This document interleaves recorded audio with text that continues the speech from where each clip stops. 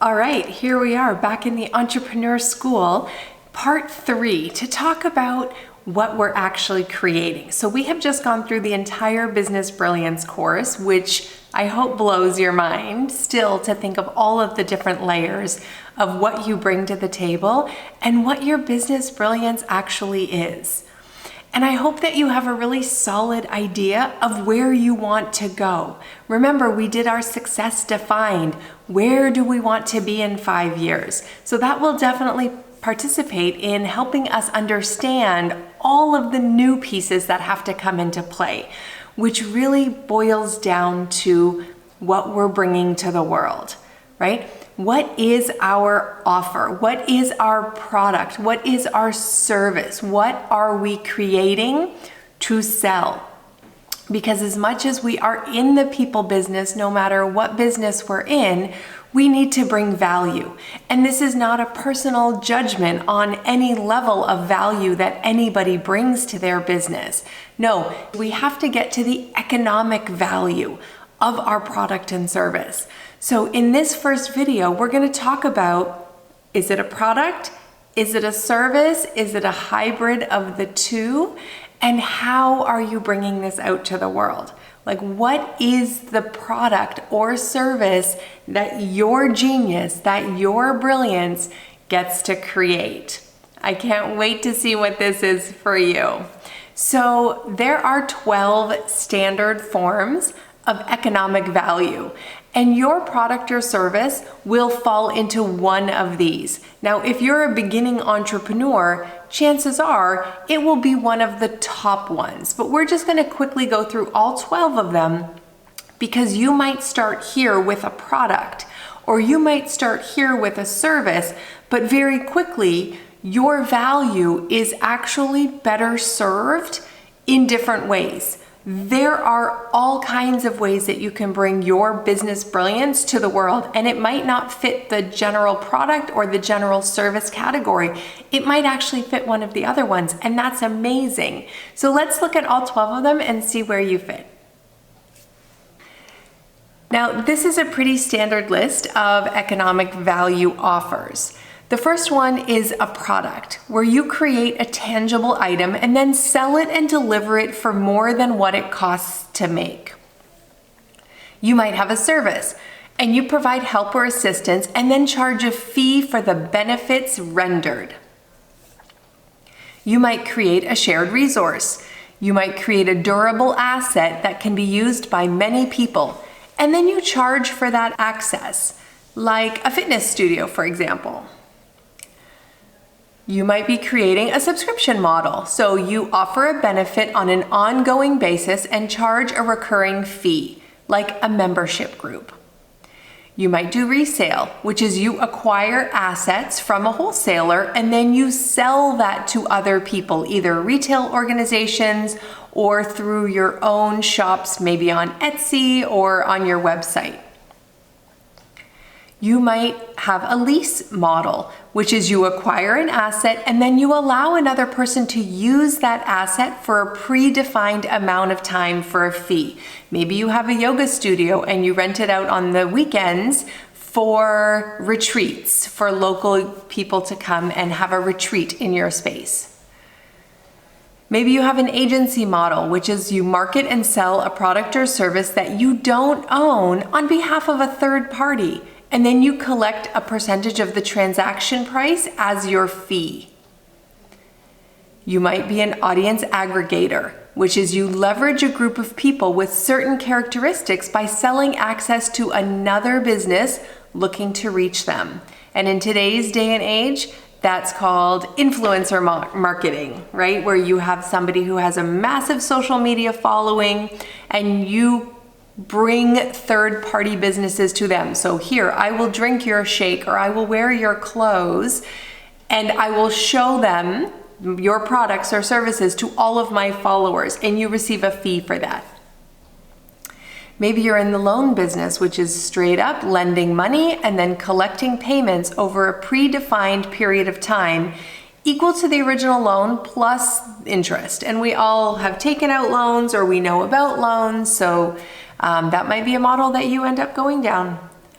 Maybe it's an option, which is the ability to take a predefined action for a fixed period of time in exchange for a fee. You might be doing insurance modeling, which is you take the risk of something bad happening to the policyholder and then you pay out only if the bad thing happens. So perhaps you take insurance on events, and if it rains or if it storms or if the event is canceled, you will have to pay the policyholder. But if nothing happens, you maintain the fee that they paid to purchase the insurance. And the last one is capital, where you purchase ownership in a business and then you collect a portion of the profit either as a one-time payout or an ongoing basis. And so you can see some of these require different licensing information. They would require their own insurance. There might be different state, municipal, or federal regulations. I don't think you can just decide to go out and start your own insurance agency. There are absolutely steps you need to follow. But if you are creating a product or service, there are many of these that you might be able to fit into right off the bat. Maybe you are a super connector, right? Your personality is very connected to many people. You might be selling a product and you might be an influencer, right? Or you might be connecting people who have beautiful, dog collars with your audience of pet lovers. And so you receive a fee by being that intermediary. You can have multiple of these economic values. And one of the things I want you to think about is there's some standard in the business world that says many successful businesses, if not most successful businesses, have 7 streams of revenue, right? So when you think about your business, if you are offering a product, say for example, you are selling cupcakes, right? That is one stream of business. How can you draw from these other sources of economic value to create products or services that allow you to offer many different streams of revenue opportunities for yourself? So that might be, maybe you offer cooking classes, or maybe you offer beginner, intermediary, and advanced cake decorating, or those beautiful delicate flowers that people can make and put on top of their cakes. Or maybe there's a way to offer a gluten-free or dairy-free or soy-free, kind of product line, which then is another revenue stream that you are hitting a different market, which is people with specialty, food requirements. So when you have your product or service, obviously you're going to start here and you're probably going to have one thing, but as time goes on, try to think about things. Can you offer cupcake courses where you are doing what I'm doing right now, filming your course, and then selling it to people so they can do this in the privacy and the comfort of their own home? Can you offer training classes, workshops?